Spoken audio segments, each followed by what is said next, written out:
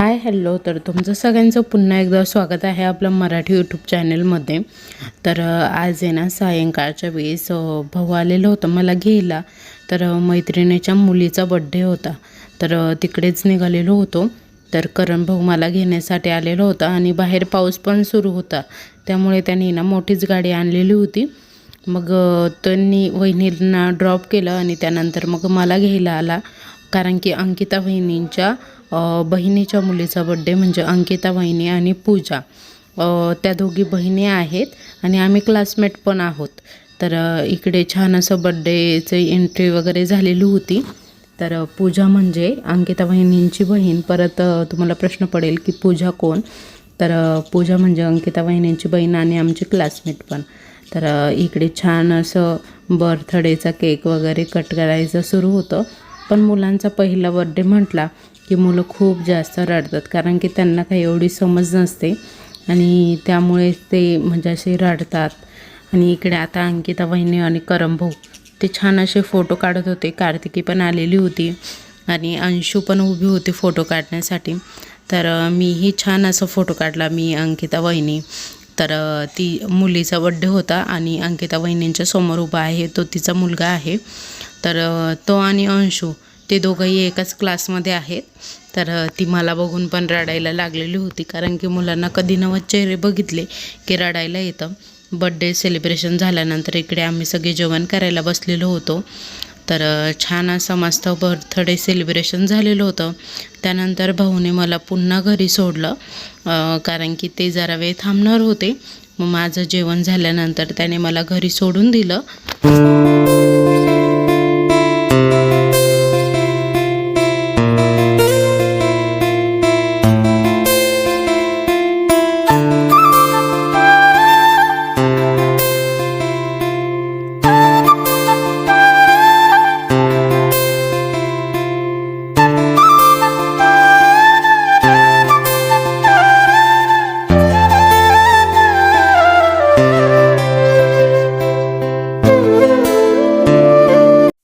हा व्हिडिओ तुम्हाला दुसऱ्या दिवशीचा येतो आहे. तर मम्मी त्यांच्याकडे आता दिंडी निवृत्तीनाथ महाराजांची पायी पालखी सोहळ्याचं आगमन होणार आहे 3 जुलैला.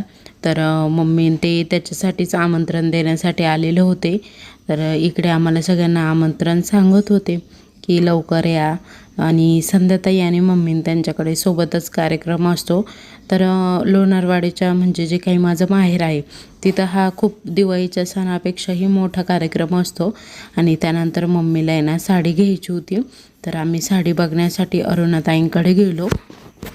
अरुणाताईंकडे पण भरपूर छान छान असे पॅटर्न आलेले आहे. तर मम्मीने त्यांनी आदल्या दिवशीच नेले होत्या. मम्मी मावशीन ते सगळे आलेले होत्या ना, त्यांनी पण आदल्या दिवशी भरपूर साड्या नेल्या. मम्मीसोबत मीही गेलेली होती. आणि आज आईंनी छान असं बनवायचं होतं शिरखुर्मा. तर त्यासाठी ना इकडे कढईमध्ये दूध ठेवलं आणि इकडे सगळे ड्रायफ्रूट्स वगैरे काढून घेतलेले होते, लागणारं सामान. आणि शेवया पण घेतलेल्या होत्या थोड्याशा, साखर पण काढून घेतलेली होती. तर दूध उकळल्यानंतर त्यामध्ये साखर ॲड करायची होती. नंतर आपण जे काही सामान घेतलेलं होतं ते थोडंसं भाजून घ्यायचं होतं. तर इकडे आता आहे ना खसखस घेतलेली होती, ती छान अशी थोडीशी भाजून घ्यायची आहे. नंतर उकळत्या दुधामध्ये टाकायची. त्यानंतर ड्रायफ्रूट्स असे छान असे वास येईपर्यंत तूप टाकून भाजून घ्यायचे. तर ड्रायफ्रूटचा आहे ना म्हणजे असं भाजताना आहे ना खूप छान वास येतो.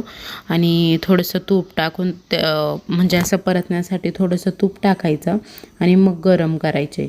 आणि छान असे थोडेसे लालसर झाले की लगेच आपल्याला ते दुधामध्ये टाकायचे, म्हणजे ते उकळले की छान लागतात.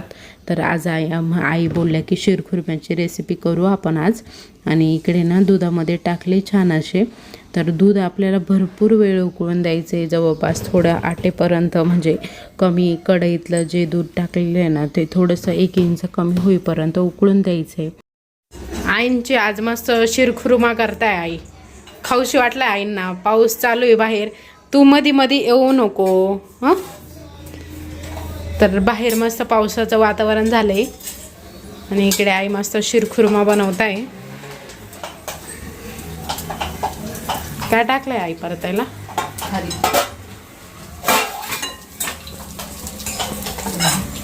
छान असं मस्त सगळं परतून द्यायचं आहे.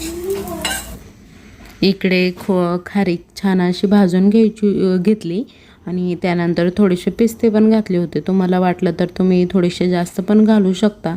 त्यानंतर शेवया पण छान अशा तुपामध्ये थोड्याशा गरम करून घ्यायच्या आहे. जास्त काही गरम करायच्या नाही, नॉर्मलच थोड्याशा करायच्या आहे. त्यानंतर इकडे केशर पण घेतलेलं होतं.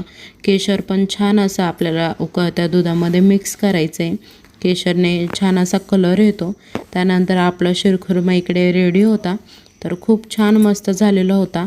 तर चला आजचा व्हिडिओ इथे संपवते. तुम्हाला सगळ्यांना कसा वाटला आजचा व्हिडिओ ते कमेंटमध्ये नक्की सांगा.